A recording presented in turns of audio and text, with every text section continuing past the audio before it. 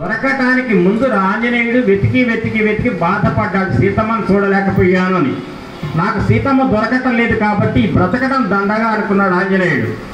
వెంటనే ఇప్పుడు మీరు అన్నారు శ్లోకం, అది నమోస్తు రామాయ సలక్ష్మణాయ దేవ్యై చ తస్యై జనకాత్మజాయై నమోస్తు రుద్రేంద్రయమానిలేభ్యో నమోస్తు చంద్రార్కమరుద్గణేభ్యః అని అనగానే వెంటనే అల్లంత దూరంలో పెద్ద అశోక వనం కనపడింది. ఆ వనంలో ఉంటుంది సీతమ్మ అనుకున్నాడు. అంతసేపు నాకు పెద్ద కష్టం కాదు, 800 మైళ్ళు అంటే 7,000 మైళ్ళు కూడా దూకుతా నేను. కానీ రాముడు అంతసేపు బాధపడుతూ తట్టుకోలేను కదా, ఆయన బాధపడుతుంటే చూడలేను కదా. అందుకని ఆయన నమ్మాలంటే తనకు గుర్తివ్వంటే తలలో పెట్టుకుని జడబేళ్ళు ఇచ్చింది సీతమ్మ. అది తీసుకోపోయి రాముడికి ఇచ్చాడు. రాముడు ఆ జడబేళ్ళ చూసి కంటి వెంట నీరు కార్చాడు. నా సీతమ్మ బ్రతికే ఉందా హనుమ? సీతమ్మ బ్రతికుందనే వార్త చెప్పిన హనుమ, నీకు నేను ఈ లోకంలో నీకు ఇవ్వదగినటువంటి బహుమతి ఏది లేదయ్యా. ఇవ్వాలంటే నాకు రాజ్యం కూడా లేదు, కాబట్టి నేను ఇవ్వగలిగేది ఒక్కటే, నా కౌగిలిస్తా అని చెప్పి కౌగిలించుకున్నాడు ఆంజనేయ స్వామి రామచంద్రమూర్తి.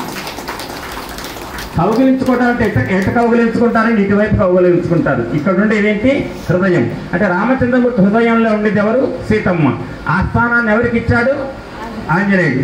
అంటే ఈ స్థానం భార్యకి ఇవ్వవలసిన స్థానాన్ని ఒక పరాయి పురుషుడికి ఇచ్చాడంటే మళ్ళీ ఎవరికైతే ఇస్తాడు ఏ మగవాడైనా తన కొడుకుకే ఇస్తాడు. అంటే రాముడికి ఆంజనేయుడు ఎవరవుతాడు?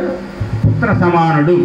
అటువంటి ఆంజనేయుడు సీతమ్మ యొక్క జాడ కనుక్కొని రామచంద్రమూర్తికి చెప్పి రామచంద్రమూర్తిని ఆనందపడ వచ్చే దశమి, ఈ వైశాఖ బహుళ దశమి అనే హనుమత్ జయంతి అనేటువంటి పర్వదినం రోజున మీరు ఎంతమంది కూడా జయ శ్రీరామ్ అనుకుంటూ, నిజంగా ఏంటంటే పట్టణాల్లో ఉండే మాకు ఈ ప్రొసెషన్లు పెద్ద తెలవు, ఎంత ఉత్సాహంగా ఉంటుందంటే ఆ జెండా పట్టుకొని బుద్ధి బలం యశోధైర్యం నిర్భయత్వం అరోగత అజాగ్యం వాక్పటుత్వంచ హనుమాన్ స్మరణాభ హనుమంతుడి యొక్క నామాన్ని స్మరిస్తే వాళ్ళకట బుద్ధి బలం యశస్సు ధైర్యం అరోగత అజాడ్యం వాక్పటత్వం ఇవన్నీ వస్తాయట. అంటే కావాల్సింది ఏంటంటే అన్నీ వస్తాయట. బుద్ధి వస్తుందట, బుద్ధిశక్తి. బుద్ధిశక్తి అంటే ఏం తెలుసా? ఎప్పుడు మనకి ఏది కావాలో అది చేయడానికి తగినటువంటి బుద్ధి, అంతకంటే ఏం కావాలండి? అదే కాదు, బలం యశస్సు కీర్తి ధైర్యం రోగం ఉండదట. ఇటువంటి స్థితులన్నీ మనకు లభించాలంటే ఎవరిని స్మరించాలంటే హనుమంతుడిని.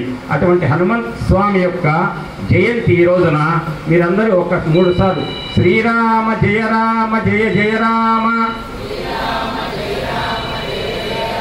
శ్రీరామ జయ రామ జయ జయ రామ, శ్రీరామ జయ రామ జయ జయ రామ, శ్రీరామ జయ రామ జయ జయ రామాలో 3 రామలు 3 జయలు ఉన్నాయి. అట్లాంటి 3 సార్లు అన్నారు. అంటే 3 3 9 సార్లు అన్నట్టు. రాముడు పుట్టింది ఎప్పుడు? నవమి. కాబట్టి 9 సార్లు అంటే ఆయనకి ఇష్టం అన్నారు కదా. శ్రీ హనుమాన్ జయ హనుమాన్ జయ జయ హనుమాన్, శ్రీ హనుమాన్ జయ హనుమాన్ జయ జయ హనుమాన్, శ్రీ హనుమాన్ జయ హనుమాన్ జయ జయ హనుమాన్, శ్రీ హనుమాన్ జయ హనుమాన్ జయ జయ హనుమాన్ 4 సార్లు అన్నారు. హనుమాన్ 3 సార్లు వచ్చింది ఒక్కొక్కసారి. 4 సార్లు అంటే 12. ఎందుకంటే అందరికీ తెలుసు ద్వాదశైతాని నామాని అని చెప్పి చదువుతాం మనం, అంతే కదా చెప్తుంది. అటువంటి హనుమస్వామి యొక్క నామాన్ని 12 సార్లు ఉచ్చరించాం హనుమత్ జయంతి రోజు. అందరూ మధ్యాహ్నం ఇక్కడ 11 సార్లు చేశారట హనుమాన్ చాలీసా. ఈ హనుమత్ జయంతి నాడు ఇంతమంది హనుమత్ భక్తులు జయ శ్రీరామ్ ఏ నామం అయితే